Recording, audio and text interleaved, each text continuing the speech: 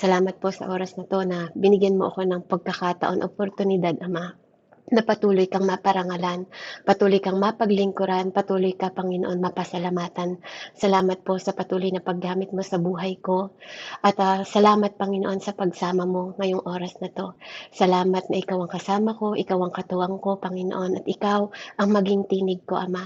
Patuloy niyo po kaming linisin sa aming mga puso, hugasan, Ama, ano man ang nakikita mo na hindi nagmumula sa'yo, Panginoon. Lord, create us a clean heart and renew the right spirit within us, Father God.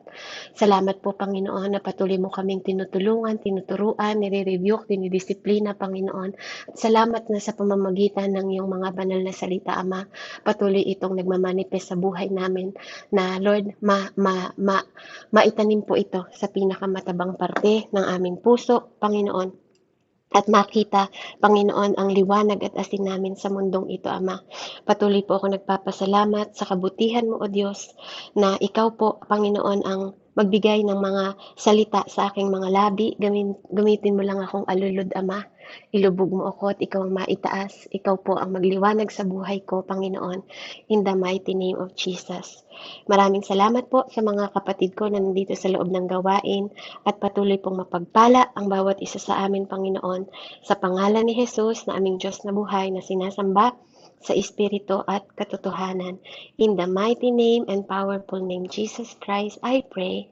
Amen and Amen. Praise God. Glory to God po. Ayan, salamat po at tayo po ay dumako po sa mensahe.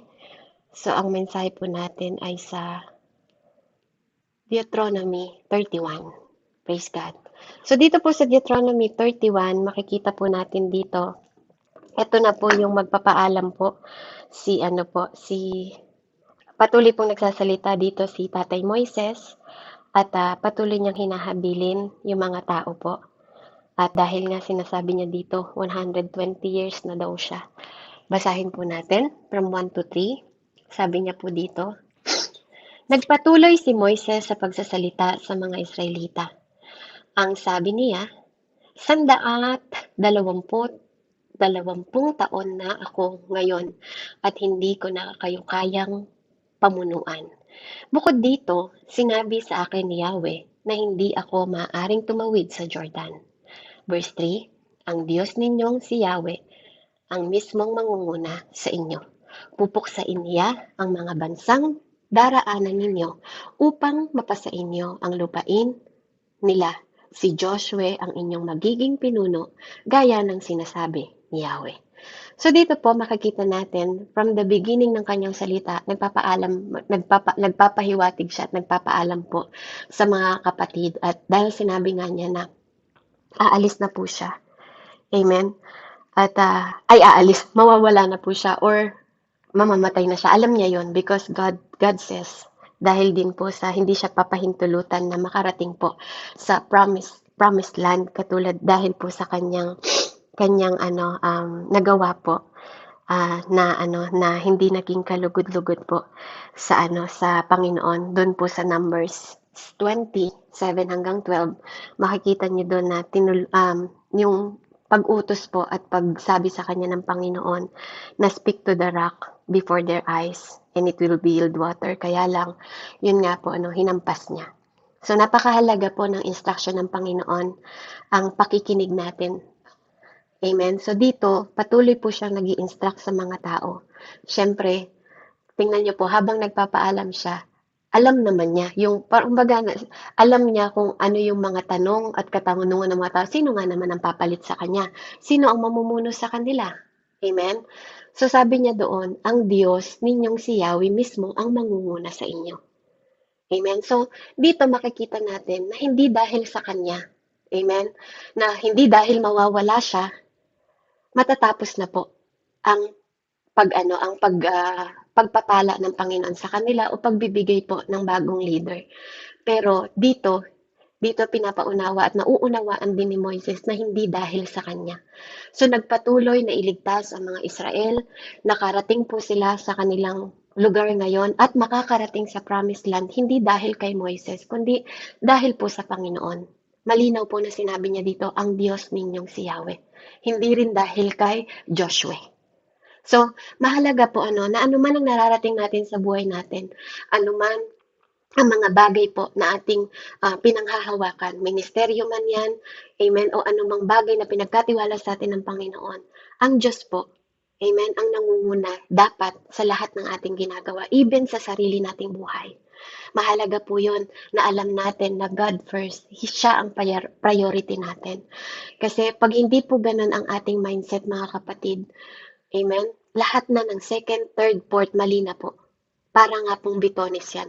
Pag namali na yung una mo, mali na yung lahat ng sunod-sunod. So, mahalaga po na mailagay sa mindset natin, na ang Panginoon po, ang lahat ng kumikilos. Amen? Na ang ministry, nagpapatuloy po ito, hindi dahil sa'yo. Kasi kahit wala ka dito, pwedeng gumamit ang Diyos ng taong mamumuno. Amen? So, basta ang ministry po hindi basta-basta tinatayo o ang calling hindi basta-basta tinatayuan dahil lang gusto mo, no? Hindi naniniwala ako na hindi rin gusto ni pastorang maging pastora. Pero dahil kung alam niya na yan ang kapanawagan sa kanya, di noon pa lang po sana nagpastora na siya. 'Di ba? Nag-aral pa po siya. Naniniwala po ako na nag-aral pa siya, meron siyang mga ginawa pa na hindi yun, pero dito siya tinawag ng Panginoon. Amen? Ganon din po tayo. May mga bagay tayo na tinawag ng Diyos. Kaya nga po ang ministeryo hindi basta dahil gusto mo yan. Yan ay dahil gusto ng Diyos na nandyan ka. Kaya ministry is from God. Hindi ka nandito sa ministry na to dahil tao ang tumawag sa'yo. Hindi po. O hindi ka naging leader. Na po, si Moises hindi siya naging leader dahil tinawag siya ng tao. Si Moises naging leader dahil tinawag siya ng Diyos. Kaya kung sino man ang namumuno po sa mga ministry, namumuno, maging pastor, maging teacher, o mentor, saan ka man nandun, una sa lahat, Diyos ang tumawag sa iyo, hindi tao. Kaya ka nandyan. At ganun din po kay Moises. Sa 120 years po na yon na pamumuno, it is all because of God, not because of him. At ganun din po sa susunod. Amen? Sa ministry po, sa susunod po na mamumuno, it is God, diba, na nagtatalaga po kay Joshua dahil din sa katapatan niya sa Panginoon at pagsunod po kay Moises. Amen? Sa kanya tinuro. Actually, may dalawang anak po si Moises. Diba? Pero si Joshua po, ang ipinagkatiwala niya po sa mission na to dahil yun siya din ang pinili po ng Panginoon. Amen? Si Joshua, sabi niya, ang inyong magiging pinuno, gaya ng sinasabi ni Yahweh. Si Joshua po ang pumili. Si Yahweh po ang pumili rin kay Joshua. So, hindi po tayo ang pumipili sa ating mga posisyon. Amen? Hindi rin po tayo ang tumawag sa atin. Actually, sinabi rin po ng Panginoon, walang naghahanap sa Kanya. Ang Diyos po ang naghanap sa atin. Kaya nga, ang Diyos ang pumili sa'yo, ang Diyos ang tumawag sa'yo. Hindi ikaw ang tumawag sa sarili mo. Kaya mahalaga po, we have to think, kailangan po nating itanim sa puso at isip natin na una kang lingkod ng Diyos bago ka maging lingkod ng tao. Napakahalaga po nun na Diyos ang tumawag sa iyo. Amen? So sa kabila po ng fear, 'di ba, ng pag-alis na ni Moises, dahil alam ko pong may takot din si Moises na iwan yung mga Israelita kasi malalaman po natin mamaya. But then, nandun pa rin yung courage. Andun pa rin yung kanyang instruction at tagubilin sa mga taong ito. Sabi po sa verse 4. Amen? Hallelujah. Verse 4. Jesus name. Yan, hanggang 6 po. Basahin natin. Ang mga bansang iyon ay lilipunin ni Yahweh tulad ng ginawa ninyo sa Haring Amoreyo na sina Sihon at Og. At sa kani-kanilang kaharian, sila'y ipapabihag ni Yahweh sa inyo at gagawin naman ninyo sa kanila ang sinasabi ko sa inyo. Magpakatatag kayo at lakasan ninyo ang inyong loob. Huwag kayong matakot sa kanila sapagkat sasamahan kayo ni Yahweh na inyong Diyos. Hindi niya kayo iiwan ni pababayaan man. Ang sarap pong pakinggan. So ano man po ito po yung encouragement na ni Moises sa mga children of Israel. So ikaw din, tayo din po. Ano man po yung takot ninyo, ano man dito pinapakita dito, ano man yung mga bagay na natatakot ka o ano man yung mga bagay na kinatatakutan mo, name it kapatid. Kasi Diyos din po ang nagpapatagumpay sa atin. Kung Diyos ang nangunguna sa atin, amen, Diyos din po ang tutulong sa atin para anuman ang fear natin, anuman o sino man ang kaaway natin o kalaban natin, amen, ang Panginoon po ang magtatanggol sa atin. The Lord will fight for you. Dito sinasabi niya, fear not. Kasi the Lord will fight for you. Hindi ka niya iiwan. Sasamahan tayo ng Diyos. Kapatid, huwag niyo pong kalimutan na ang Diyos po kasama natin. Ang presensya ng Diyos nasa atin po. Tayo po ang piniling tahanan ng Panginoon. Amen? Pinili niya pong panahanan, banal na templo. Amen? Tayo po. Kaya wag po kayong matakot. Ano man po ang kinalalagyan natin, ano man yung bagay na kinatatakot mo. Gustong sabihin sa'yo ng Panginoon na, I will fight for you, anak. And ano man yun, sasamahan kita. Yung presence ng Panginoon, wag na wag po nating kakalimutan na kasama natin ang Diyos. Kapag ang Diyos pong nangako sa atin that they will never leave us, never forsake us, believe it. Hindi po ito basta salita ng tao. Sabi nga po, ang ating Panginoon hindi nagsisinungaling. Hindi siya sinungaling na katulad ng tao. Kaya kapag ito po, ang panghahawakan natin na hindi tayo pababayaan, until now, He remained the same. He is the God ng Old Testament and He is the God ng future natin. At sa mga susunod pang panahon, our eternal God, hindi po siya nagbabago. He remained the same. Kung anong pangako niya noon, pangako pa rin niya ngayon. Hindi niya tayo pababayaan, hindi niya tayo iwan. Sinabi niya po yun sa Hebreo. Diba? Hindi niya tayo papabayaan, hindi niya tayo iwan. Actually, kasama natin siya sa bawat oras ng buhay natin, sa bawat panahon, if we acknowledge God sa buhay natin. Amen? Andito po siya. Actually, nandito siya ngayon. Kaya kapag magdadasal ka na alam mong naririnig ka niya. Amen? Gumagawa ka dahil alam mong kasama mo siya. He is our Emmanuel. Kahit nasan ka, nandun siya. Hindi dahil nakalimutan mong magdasal, hindi po. God has promised us na iingatan niya tayo at hindi niya tayo pababayaan. Napakahalaga po na panghawakan natin yun. At kung yun ang panghahawakan natin, kahit sa eternal pa, kahit mamatay pa tayo, hindi po yun kawalan sa atin. Amen? Dahil sa Panginoon, walang namamatay.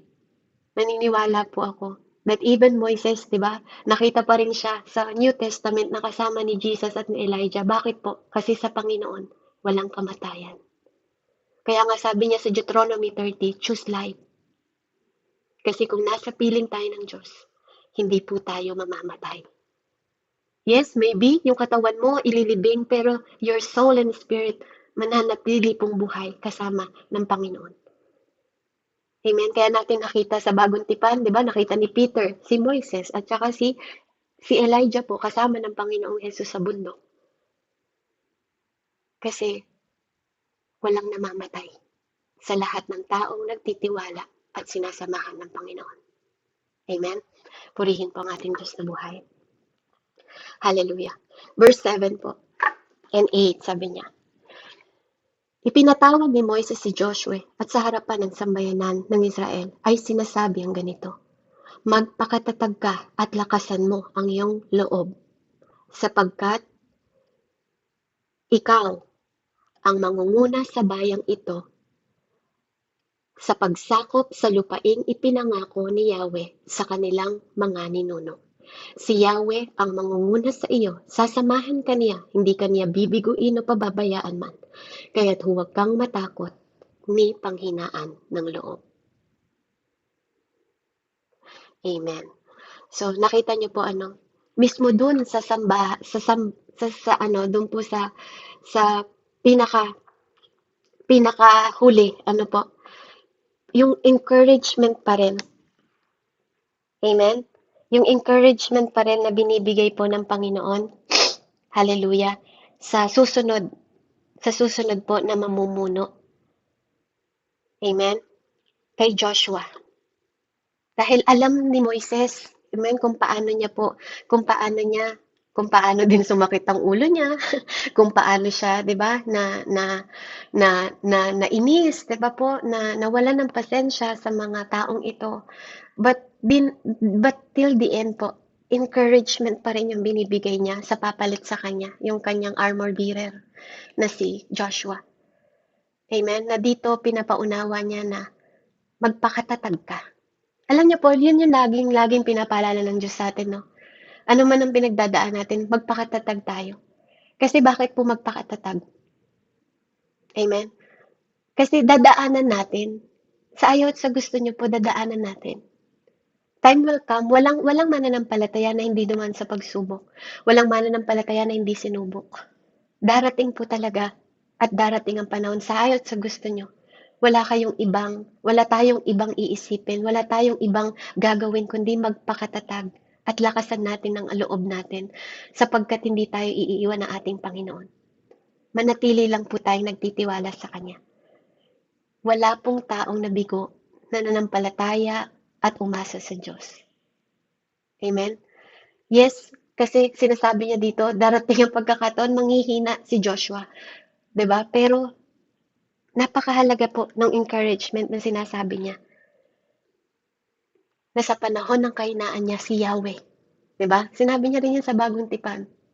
Kung di po ako nagkakamali, 'di ba? 1 Corinthians 13 po, sa 1 Corinthians 13 or 10. Sabi niya doon, walang hihigit sa limitasyon mo na hindi na ibibigay ng Panginoon. Tapat ang Diyos. Siya rin ang gagawa ng paraan, 'di ba po, para tulungan tayo. Ganon din dito. Amen. Sa panahon na manghihina siya o matatakot siya, ang Panginoon po ang mangunguna at sasamahan siya. Napakahalaga po ng presence ng Panginoon na lagi natin pong sinasandalan. Doon tayo nag-yield sa encouragement na yon because God does His work. Siya po ang gumagawa. Amen? Na even sa mga normal na tao, 'di ba po, nagiging supernatural yon, nagiging supernatural tayo because God is still at work. He just uses man. Ginagamit lang po niya si Joshua para gamitin po na maging instrumento para ma-lead yung mga tao. Sabi nga niya po, di ba, sa 1 Corinthians 15:10, but by the grace of God, I am what I am. And His grace toward me was not in vain. But I labored more abundantly than they all, yet not I, but the grace of God with me. Diba? Even sa mga apostol nun, ito yung sinabi ni Tatay Pablo. Hindi ako, but the biyaya ng Panginoon. Kaya ano man po ang pinagkatiwala sa atin, maging courageous po tayo. Amen? Kasi sinasamahan po tayo ng Panginoon. At dapat alam natin yon na kung binless po si Moises, ganun din yung gagawin niya. Ganun din po yung gagawin ni Joshua po. Kaya ito yung encouragement na ginagamit po ng Panginoon sa kanyang mga people to fulfill yung destiny natin, yung calling natin, yung purpose natin. Napakahalaga po na alam natin yon na ginagamit lang tayo ng Panginoon. Ako po sa harapan nyo ngayon, ginagamit lang ako na ipahayag to sa inyo, na marinig nyo ito, hindi aksidente na nandito ka kapatid. Maaring maraming bagay kang dinadala ngayon, maaring marami kang pinagdadaanan, kinatatakutan mo, pero sinasabi sa iyo ng Panginoon, hindi lang kay Joshua, until now, magpakatatag ka. Kasi maaaring dadaanan mo lang yan, pero anak, ako pa rin. 'Di ba? Ang Diyos pa rin po ang kikilos sa ating buhay. But we need, 'di ba, mag-persevere po tayo at magkaroon po tayo ng courage. Amen? So, purihin po ang Panginoon. Sa 9 and 13, sabi niya po, isinusulat ni Moises ang mga utos na ibinigay ito sa mga paring pagdala ng kaba ng tipan at matatandang namumuno sa bayan. Sinabi niya sa pista ng tolda tuwing katapusan ng ikapitong taon na siyang taon ng nagpapatawad ng utang. Basahin ninyo ang katasang ito sa harap ng buong Israel sa lugar na pipiliin ni Yahweh upang doon sambahin siya. Tipunin ninyo ang lahat ng mga lalaki, babae, bata, pati ang mga dayuhang kasama ninyo upang marinig nila ang kautosang ito. Sa gayon, matuto silang matakot sa Diyos ninyong si Yahweh at susunod sa kanyang mga utos, pati na ang inyong mga anak na hindi pa nakakaalam nito ay magkakaroon ng takot kay Yahweh habang sila'y nabubuhay sa lupaing titiran ninyo sa ibayong Jordan. Amen. Pagkatapos po ng pagbibigay niya ng courage, dito po pinapaunawa sa atin, no, tayong mga tao po, napakahalaga po na yung takot sa Diyos. Kung meron tayong takot na pwedeng maranasan sa buhay natin, hindi ang takot sa sakit, takot sa pagsubok, takot sa karir, takot sa pag-aaral, takot sa ministry, hindi po. Takot sa Diyos. The fear of the Lord is one of the most important things. Dahil dito, nagkakaroon tayo ng wisdom. Amen? Kaya napakahalaga po ng fear of the Lord. So dito po, sinasabi sa kanila na sa ikapitong taon, kailangan daw po itong basahin. So ang tanong ko po, maaaring tanong din ninyo, so ibig sabihin ba, every 7 years lang sa kanila binabasa tong kautusan? Mga kapatid, napagdaanan po natin from Numbers po, verse 6-7, kung di po ako nagkakamali. Pakitingin nga po, Tita Lisa. Number 6 po, verse 7, or Deuteronomy 6, verse 7 po. Hallelujah. Tingnan ko po sa Deuteronomy 6, verse 7. Ate, verse 7, Opo. ayan, sabi dito, ituro ninyo ito sa inyong mga anak. Pag-aralan ninyo ito sa inyong tahanan, sa inyong paglalakbay, at sa inyong pagtulog sa gabi, at sa inyong pagbangon sa umaga. Amen. Araw-araw. Amen. Praise God. Amen. Ay, thank you, Jesus. Thank you po. Salamat sa hearing. Salamat, Lord. Amen. So dito po, it's not because of 7 years. Every 7 years lang kayo mag-aaral. 'Di ba? Every 7 years lang na kailangan ipaalala to sa mga tao o titipunin yung mga lalaki, babae, bata, pati mga dayuhan. Hindi po. Dahil binilin din sila sa Deuteronomy 6 na may obligasyon ang mga nanay at tatay. Kaya tayo po, woman of God, amen? Mga nanay, mga tatay, teach your children, train them. Yun po ang bilin sa atin. Araw-araw, mga kapatid, ginagawa mo ba ito sa anak mo? Amen? Kasi sinasabi dito na bulay-bulayin din natin ang salita, araw at gabi, i-meditate po ito, day and night. Ginagawa mo ba ito sa anak mo? Kasi napakahalaga po nito. Napakahalaga nito bilang nanay, bilang tatay po. 7 years, actually sa prophecy po, ang 7 years, prophetic number ng 7 is perfection. Amen? So, every 7 years, kailangan nilang itong gawin. Pero sa atin po, hindi ibig sabihin noon din sa kanila na every 7 years lang nila tuturuan ang kanilang mga anak. Nakatala din po sa utos ng Panginoon na araw-araw babasahin nila yon at may obligasyon ang mga magulang. At until now, mga kapatid, may obligasyon po tayo sa ating mga anak para lumaki sila na may takot sa Diyos.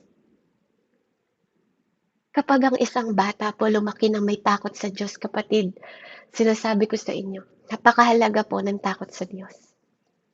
Pakibasa nga po sa Isaiah 11, verse 2. Tita Lisa, pabasa nga po. Thank you, Jesus. Isaiah 11 po, verse 2.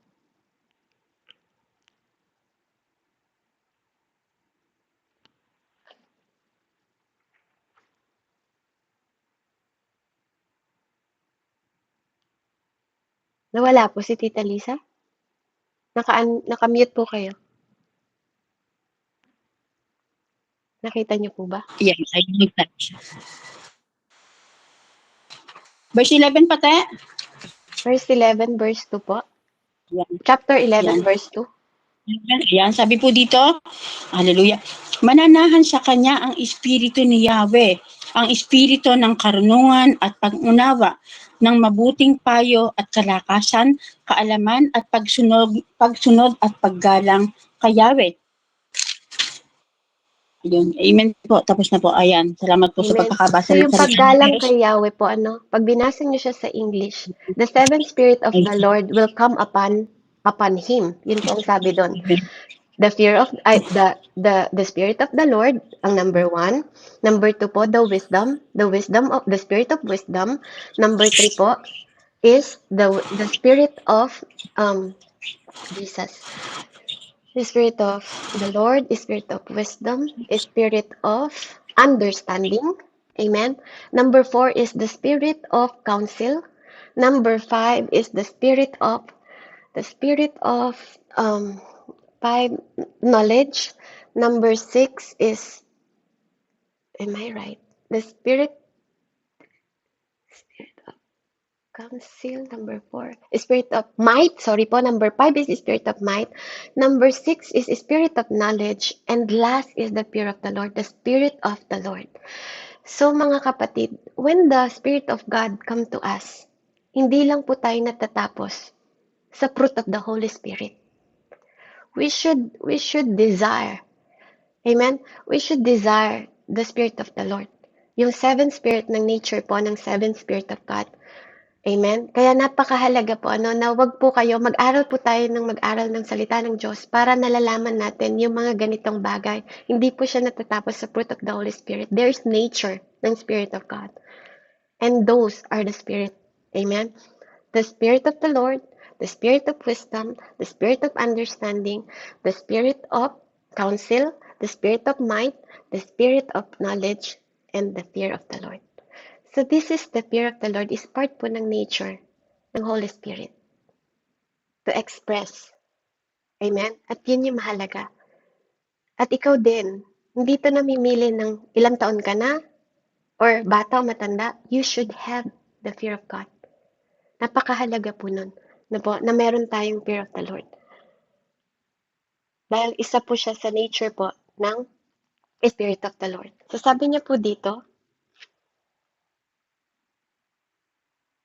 hallelujah. Verse 14, sinabi ni Yahweh kay Moises, malapit ka nang mamatay. So dito po sa 14, si God na po ang nagsasalita, hindi na po si Moises. Amen? From 14 to 16, sinabi ni Yahweh kay Moises, malapit ka nang mamatay. Tawagin mo si Joshua at pumunta kayo sa toldang tipanan upang bigyan siya ng mga bilin. Gayon nga, ang ginawa nila. 15. Si Yahweh ay bumaba sa toldang tipanan sa anyong haliging ula at tumayo sa pintuan. Amen. So nakita niyo po yung presence ni Lord, 'di ba? Sa filter ng cloud daw po. Amen. Bumaba po siya para ibilin po si Joshua. So dito po sa 16, hallelujah. Amen. So dito makikita din natin dito yung yung talagang habilin po na mismo naman na po si Yahweh ang magtatalaga kay Joshua. Katulad po ng sabi ko sa inyo, God call us for ministry. Huwag kayong magme-make ng ministry na hindi Diyos ang tumawag sa atin. Huwag ka dahil gusto mo lang mag-ministry o dahil gusto mo mag-pastor, hindi po. It is the calling from the God. Calling from God po ang ministry o ang ministeryo o ang pagiging leader po. Kaya nga maraming nagpastor nag-aral lang, pastor na. Nag-theology lang, pastor na. Pero pag dumating ang mga pagsubok po, walang katatagan kasi hindi yon ang kapanawagan nila. Sometimes they just want to manipulate people o pipiling nila maganda yung pagiging titled. Pero yung iba hindi po sila nagtatagumpay. Bakit? Kasi ginusto lang nila yun dahil gusto nila. Hindi Diyos ang tumawag sa kanila. Kaya napakahalaga po, God's calling. God's calling po. Ang ministry po, any title, even ang mga appointed na mga Diyos ang tumawag sa kanila. Kaya huwag kayong magtaka na may mga tao na dati naman pong pastor, ganon, pero binitawan yung kasi talagang may tinawag. Amen? Talaga pong may calling at may chosen. Amen? So, yung iba po, maaaring lahat po tinawag. Lahat tayo tinawag. Totoo po yan. Sa buong mundong ito, lahat tayo tinawag. But hindi lahat po pinili. Amen? So, purihin po ang Diyos. And 16 and 22 po, nakikita natin dito, kung paano, sabi dito, sinabi pa ni Yahweh kay Moises, nalalapit na ang iyong kamatayan. Kapag nangyari na ito, ang Israel ay magpapakasama at maglilingkod sa Diyos-Diyosan sa lupaing pupuntahan nila. Tatalikod sila sa akin at sisira sa aming kasunduan. Kung magkagayon, magagalit ako sa kanila. Itatakwil ko sila tatalikuran at sila'y madaling mabibihag ng kaaway. Daranas sila ng mga kaguluhan at kapahamakan hanggang sa mapag-isip-isip nilang ito'y dahil sa akong Diyos nila ay hindi nila kasama. Amen. So dito po makikita natin na alam ng Panginoon yung future. Amen. Na kahit tinagubilin po dito kay Joshua, darating po itong pagkakataon na to. At ito yung talagang kinagagalit ng Panginoon sa kanila, yung paulit-ulit na pagtalikod sa Kanya. Tayo po, kamusta ka kapatid? Ang kasalanan po pwede tayong mapalayo kung tayo po ay mababad sa kasalanan. Pero mas masama po yung lagi tayong tumatalikod sa Diyos. Amen? At ito yung pwedeng maging hindrance sa atin. Kaya napakahalaga po kung magkakaroon tayo ng fear of the Lord, amen, matututunan natin ikintal yung word of God sa puso natin upang sa Kanya hindi tayo magkasala. Kaya, dito po pinapaalalahanan sila na mangyayari yon. Alam ng Panginoon. Alam ng Panginoon po. Kaya alam nyo, maniwala po kayo, wala pong aksidente o sorpresa po sa Panginoon. Alam niya po ang lahat. Alam niya ang past, alam niya ang future natin. Alam niya po. And even our present, alam niya. Pero sabi niya dito, sa 18 po, hallelujah. Pababayaan ko sila dahil sa kasamaang ginawa nila, ang pagsamba nila sa mga Diyos-Diyosan. Kaya nga, isulat mo ang awiting ito at ituro mo sa bansang Israel upang maging tagapagpaalala sa kanila. Kapag nadala ko na sila sa lupaing mayaman at masagana sa lahat ng bagay, tulad ng aking pangako sa kanila, mga ninuno, mamumuhay sila ng masagana at matiwasay, ngunit sasamba sila at maglilingkod sa mga Diyos-Diyosan. Tatalikod sila sa akin at sisira sa aming kasunduan. Amen. So nakita niyo po dito, ingatan po natin yung buhay natin tuwing tayo po ay nagkakaroon ng kasaganaan. Amen. Kapag tayo po ay nagkakaroon ng mga pagpapala, kasi dinala sila sa lupaing mayaman at masagana. Huwag natin kakalimutan ng Panginoon at huwag po nating tatalikuran. At wag yun ang maging kapalit ng pagtalikod natin na maging Diyos-Diyosan natin ng pera, ang kayamanan o katanyagan. Dahil yun po, galit na galit dun po ang Panginoon. Dahil doon natututunan natin siyang talikuran. At natututo tayong sumira, amen, sa kasunduan po. Kaya mag-ingat po tayo kasi sometimes ang kayamanan po, katanyagan, di ba? Posisyon, minsan yun ang nagdadala sa atin para makalipot po sa Panginoon o kasaganahan ng buhay. Nawa po pag dumating yon sa inyong mga buhay, wag nawa ninyong talikuran ng Panginoon. Wag nating talikuran ng Panginoon. Ano man po ang kalagayan at katayuan natin. Lahat po ang Diyos ang nagbibigay. Sabi ng Panginoon sa kanyang salita, akong nagpapayaman at nagpapahirap. Kaya ano man po ang kalagayan natin, matuto tayong mag-honor, magpasalamat at mag-praise po sa Panginoon. Ano man ang kalagayan at katayuan, circumstances ng buhay natin, matuto po tayong magkaroon ng reverence sa Diyos. Sabi niya sa 21, kung dumating sa kanilang matinding kahirapan at kaguluhan, ang awit na ito ang siyang susumbat sa kanila sapagkat matatanim ito sa kanilang isipan, magiging lahi nila ito. Hindi ko pa sila nadadala sa lugar na naibibigay ko sa kanila ay alam ko na ang kanilang binabalak. See? God knows. God knows. God only knows, mga kapatid. Iniisip mo pa lang, alam na ng Panginoon. Hindi mo pa ginagawa, alam na niya. So don't you think God surprised? Nasusurprise siya? Hindi po. Kaya bago tayo magkasala, alam na po ng Panginoon. Kaya nga, magpatulong po tayo sa Diyos na magpabago. Amen? So yung song na sinasabi niya po dito, matutunghayan niyo po yun sa Deuteronomy 32. Doon po natin makikita yung awit na yun. Na laging papaawit sa kanila at ipapaalala po sa kanila. Amen? Verse 22 po, ng araw ring iyon, isinulat niya ang isang awit na itinuturo ito sa mga Israel. So, nung araw din mismo po na yon, tinapos po yon ni Moises. Verse 23, itinalaga ni Yahweh si Joshua, ang anak ni Nun. Sinabi niya, magpakatatag ka at lakasan mo ang loob, sapagkat ikaw ay mangunguna sa Israel. Sa pagpunta nila sa lupain ipinangako ko sa kanila, hindi kita pababayaan. That is the very sweet things of word na maririnig natin sa Panginoon. Hindi kita pababayaan. Assurance po. Amen? Fear not, sabi niya. Have courage. I will never leave you.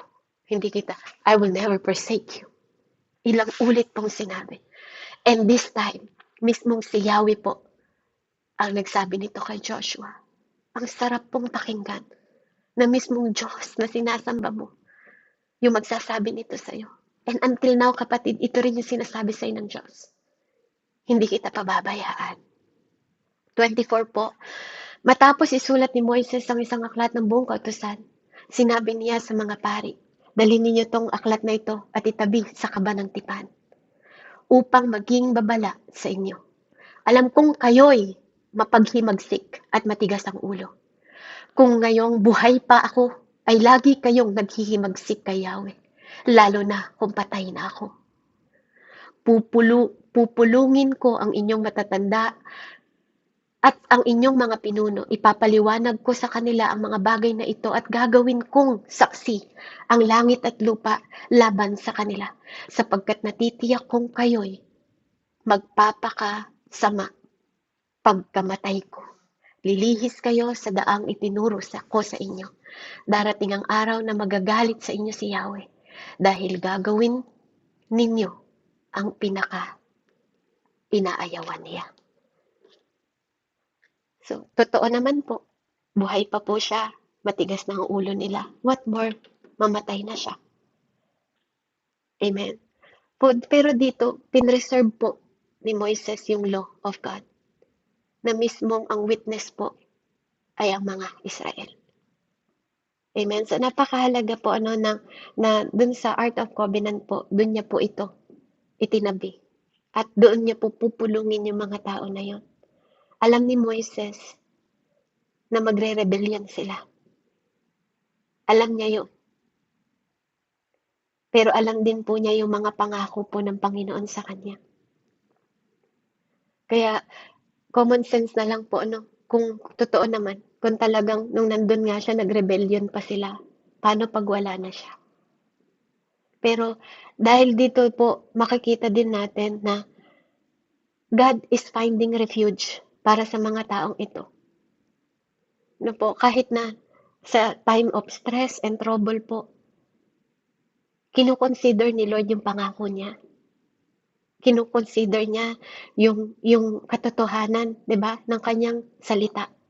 Kaya dito nakikita natin na yung witnesses po na kailangan sa kaban ng tipan, amen, sa harap ng kaban ng tipan, kailangan na nilang mag-witness. Amen. Yung mga elder at mga officer po ng Israel na ginather niya para dun sa Song of Moses at doon sa mga law na sinulat niya. Napakahalaga po na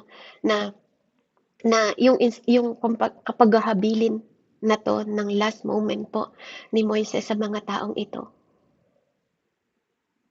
Kaya salamat po sa Panginoon na patuloy pa rin siyang nagwa-warning. Kahit po tayo, patuloy tayong wina-warningan ng Panginoon. Patuloy niya tayong pinapaalalahanan. Amen? Even po sa kasalukuyan natin. Sabi niya sa verse 30, ito ang kabuang awit na ipinaparinig ni Moises sa Israel. So, dun sa mga law po, o sinasabi nating salita ng Panginoon, na iniwan po ni Moises, hanggang ngayon po, yun pa rin po, yung iniiwan sa atin ng Panginoon. Na dahil dito sa mga commandment na to, dahil sa mga law na to, darating po ang panahon na Kaya sinasabi ng Lord na pag-aralan natin ang salita ng Panginoong Diyos, mamuhay tayo ayon po sa kanyang kalooban at hindi sa sarili nating pangunawa at kalooban. Hallelujah. Dahil ang mga salita din na to, na binubulay natin, dito po natin ma-experience yung transformation. Dito natin ma-experience at makikita yung tama at mali. Dahil darating po ang panahon na dito rin sa mga salita na to, i-judge tayo ng Diyos. Amen? Kaya napakahalaga po na isa puso natin, isa buhay natin, hindi lang natin narinig. I-apply po natin sa buhay natin ang bilin ng Diyos sa atin. Tita Lisa, pahanap nga po yung John 12 daw po, verse 46. Pababa. John 12 po, verse 46. Yung pababa po. Kahit hanggang 48.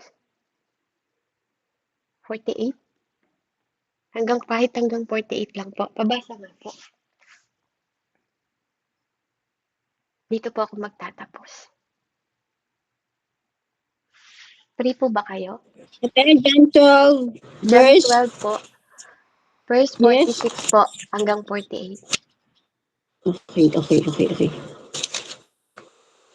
Ayan, sabi po dito, ako'y naparito bilang ilaw ng sanlibutan upang ang mga manalig sa akin ay huwag manatili sa kadiliman. Hindi ako ang humahatol sa taong dumirinig ng aking salita, ngunit ayaw namang sumunod dito sapagkat hindi ako naparito upang hatulan ang sanlibutan, kundi upang iligtas ito. May ibang hahatol sa mga ayaw tumanggap sa akin at sa aking mga salita. Ang salitang ipinahayag ko ang hahatol sa kanila sa huling araw sapagkat hindi ako ang nagsalita nang mula sa sarili ko lamang. Ang Ama na nagsugo sa akin ang siyang nag-utos kung ano ang aking sasabihin at ipahahayag. At alam kong ang kanyang utos ay nagbibigay ng buhay na walang hanggan. Kaya't ang ipinapasabi ng Ama ang siya kong ipinapahayag. Amen. Salamat po. Papuri po sa salita ng Diyos. Maraming salamat po. Amen. Simple lang Amen. po. Simple lang po. Ang salita niya ang mag-judge sa atin. Niligtas niya na po tayo sa kadiliman. Napunta po tayo sa liwanag. Makinig po tayo sa salita ng Diyos. Kasi yung salita din na yun, pag di natin tunupad, yung ding salita na yun ang hahatol sa bawat isa sa atin. Sabi nga po niya, choose life. Choose life. Don't choose curse. Choose life. Yung nagbibigay ng buhay at di magpapahamak sa atin. Piliin po natin talaga ang salita ng Panginoong Diyos o ang salita mismo ay Diyos. Piliin natin lagi ang Diyos sa lahat ng pagkakataon, sa lahat ng oras. Sabi niya nga sa salita, yung salita na yan, walang ibang tinutukoy yan kundi ako. Sabi niya sa mga Pariseo, huwag ka lang aral ng salita ng Diyos kundi mo naman tinutupad. Kaya let's pray po. Heavenly Father, we praise you, we adore you, O God, we bless your name. Salamat po sa oras na to, na muli ka nagpapahayag, muli kang nangungusap, at muli kang dapat maparangalan, Panginoon. Salamat po sa presensya mo. Salamat sa Holy Spirit. Salamat po na sinamahan mo ko. Even alam mo ko nasa posisyon ako. Salamat na hindi mo ko pinabayaan mag-isa. Lord, patuloy ko pong itinataas ang pangalan mo. Patuloy ako nagpapasalamat sa kabutihan mo, sa paggamit sa buhay ko, sa pagkakataon at pribilehiyo na lagi kitang mapaglingkuran. Salamat, Holy Spirit. Salamat, God the Father. Salamat, Jesus. Patuloy mo pong itanim sa puso at isip ng mga kapatid ko ang banal mong salita upang sa'yo hindi kami magkasala. Salamat po, Ama, sa pangalan ni Jesus. Ito po ang aking sabat-salamat sa ngalan ng Ama, Anak, at Espiritu Santo. Amen and amen. Glory to God po, and God bless po sa bawat isa.